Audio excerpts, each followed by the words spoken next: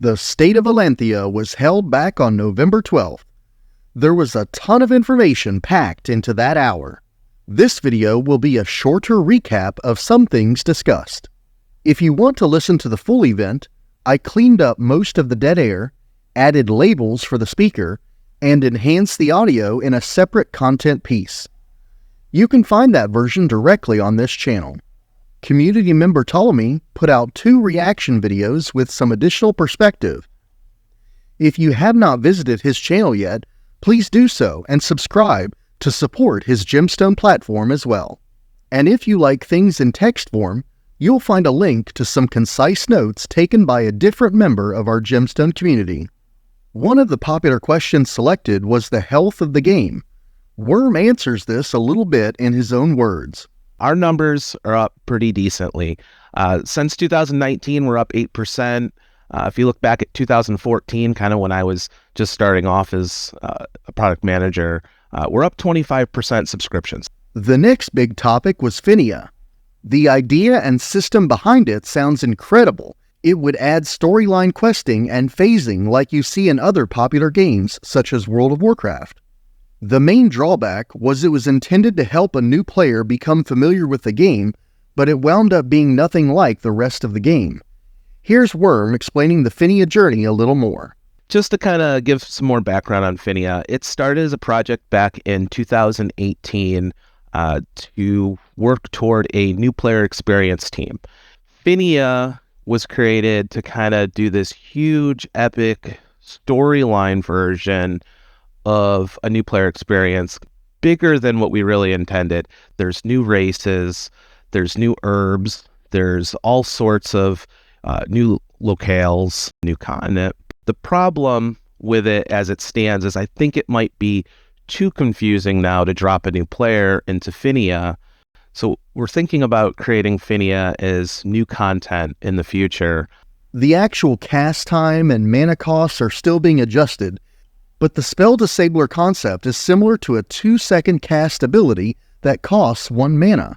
Worm expects it out this year, and Distilled follows up to describe the system just a bit more. So it is an active project. We are going to wrap that up before the end of the year. You can have like a single target disabler that only takes 2 seconds to cast and only costs 1 to 5 mana. So that allows more gameplay that is engaging and more tactics versus just always trying to lead off with your most offensive or potent attack. As for profession reviews, other projects have to take priority right now. Worm explains a bit more.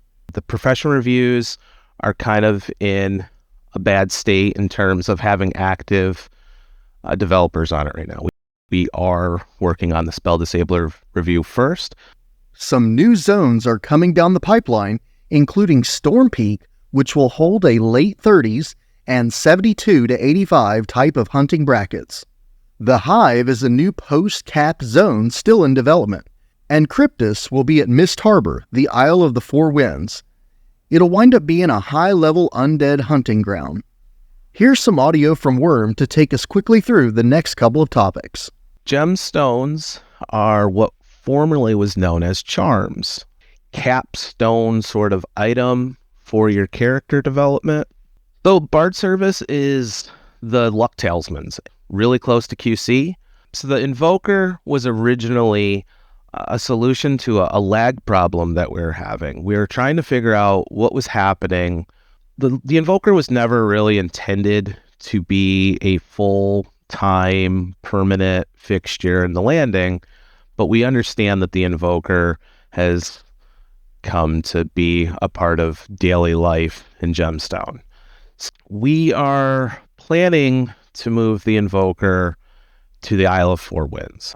We are going to also introduce a new spell up item, kind of like what we already have in the SimuCoin Store. The blue ones, we're going to create red ones. The event schedule is being updated just a little bit.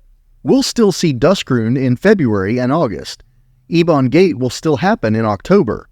Rumor Woods will be shifting to an April date, and staff want to run the Rings of Luminous a little more frequently. The economy is looking pretty good. Reports show between 3 and 8 billion silver is being drained with the event boxes each festival. The current gift box and event box systems will be retired completely in favor of a new claim system. Eventually, entries will be handled through the event verb in a currency-style format instead of an item that you have to hold on to. It should also be known that the entries inside future claim boxes will be account-bound, so you can no longer sell them to others. Worm talked a little more about the upcoming new hire Season 2. So we had a lot more applications than we generally do. We should be sending out emails to our first wave of interviews. They'll probably go out mostly this coming week. Tandiwa shared some information on the new Sadie verb that Game Master Halist has been working on. I'm sure by now you guys are all familiar with the Duskrune verb. GM Halist has been working on a Sadie verb that will work the exact same way. You'll be able to submit your scrolls through that instead. But one of the things that we're tossing around with is having an NPC you can mail it to. There was a small amount of additional information covered during a post-event chat, including an enhancive reroller system that lets you change a specific bad stat or skill on an item. There was an additional follow-up that the attuned claim boxes will have less entries overall compared to previous box types. The custom slot limit will see an increase in April during Rumor Woods, potentially up to 150. There's also a new port area coming RSN. And that covers the State of Elanthia recap for 2023. Be sure to check out the full version of the event now available on this channel. Thank you to Tandiwa, Keelik, Estield, and Worm. More Gemstone content is coming your way. Catch you soon.